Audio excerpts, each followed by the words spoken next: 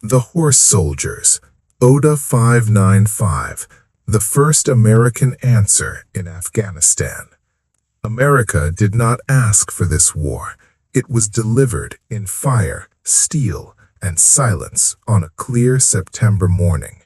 When the towers fell and the smoke rolled through New York, the world held its breath, waiting to see what the United States would become after the wound.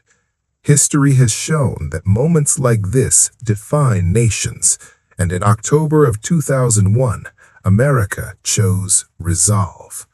Before carrier groups sailed, before divisions mobilized, before speeches echoed through Congress, a handful of men were already moving.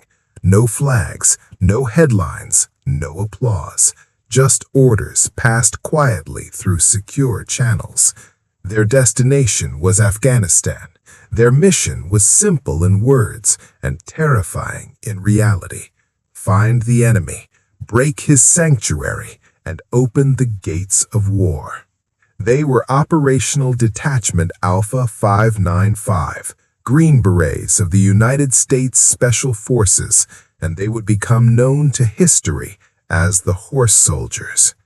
Afghanistan was never meant to be conquered easily. Its mountains crush machines, its valleys swallow armies, and its people have watched empires come and die for centuries. The British learned this. The Soviets learned this. Now the Taliban believed the Americans would learn it too. They were wrong. ODA 595 entered Afghanistan not as conquerors, but as catalysts, inserted by MH-47 Chinook helicopters over mountain ranges so high the air itself fought back. They landed in frozen darkness with everything they would need on their backs. There were no bases waiting for them, no supply lines stretching behind, only snow, altitude, and the understanding that if something went wrong, help would not come quickly. Their leader, Captain Mark Nutch, understood the truth immediately. This would not be a conventional war. To defeat the Taliban, they would need allies, and in Afghanistan, power still rode on horseback. They found it in General Abdul Rashid Dostum, a warlord with a fearsome reputation and a cavalry that seemed torn from another century. What followed was one of the most extraordinary fusions of warfare ever recorded. American Special Forces, equipped with GPS, satellite radios, and laser designators, rode into battle alongside Afghan horsemen carrying rifles across open plains that would soon become killing fields for the Taliban. This was not symbolic, it was lethal. When Taliban forces massed, confident in their numbers and entrenched positions, ODA 595 called in the sky. Precision-guided bombs fell with devastating accuracy, shattering defenses that had stood for years. The psychological shock was immediate. Men who believed they were untouchable watched the ground itself erupt beneath them. Horses charged as explosions thundered ahead. Ancient warfare met modern annihilation. The battle for Mazar-i-Sharif would become the turning point. For days, ODA 595 and their allies advanced under fire, sometimes separated from enemy positions by only meters. They fought in freezing winds, under constant threat of ambush, misfire, or betrayal. At one point, an American airstrike was called so close that survival depended on perfect timing and trust in technology. It worked. The Taliban lines collapsed. Mazar-i-Sharif fell. The psychological impact rippled across Afghanistan. The Taliban were no longer invincible. The Americans were not only present, they were winning.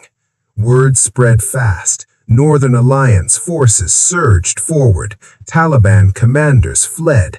Entire regions changed hands in days. What massive armies had failed to do in years, a small team of Americans accomplished in weeks by combining leadership, adaptability, and overwhelming precision firepower. But this victory was not free. ODA 595 operated constantly on the edge of disaster. Weather grounded aircraft, terrain cut off movement. Every ride into battle risked injury or death from a single bullet, a misstep, a sudden charge. These men did not fight for glory. They fought because the mission demanded it, and because America was watching, even if she did not yet know their names. By December 2001, the Taliban regime had collapsed. Al-Qaeda was on the run. The first phase of the war was over, and ODA 595 quietly withdrew, leaving behind a transformed battlefield and a lesson the world would study for decades. Modern warfare is not about size alone. It is about precision, intelligence, and the willingness to adapt faster than the enemy can react. The story of the horse soldiers is not legend. It is record, verified, documented, earned in blood, snow, and fire. They did not ride into history seeking fame. They rode because their country called. And when America needed proof that resolve still mattered, that courage still won wars, 12 men on horseback delivered it. If you made it this far, you understand that war is not just conflict. It is history, sacrifice, engineering, and decisions that shaped the world we live in today. And that's exactly what we bring here. Thank you for watching WarNomicon. Here, we do not tell empty myths. We reveal the true records of war, the machines, the battles, the actions that defined eras. Subscribe to the channel, leave your like, and share this documentary with those who respect military history and the real power behind it. Because as long as war exists in human history, there will be stories that deserve to be remembered. And some will never be defeated. WarNomicon, the true records of war.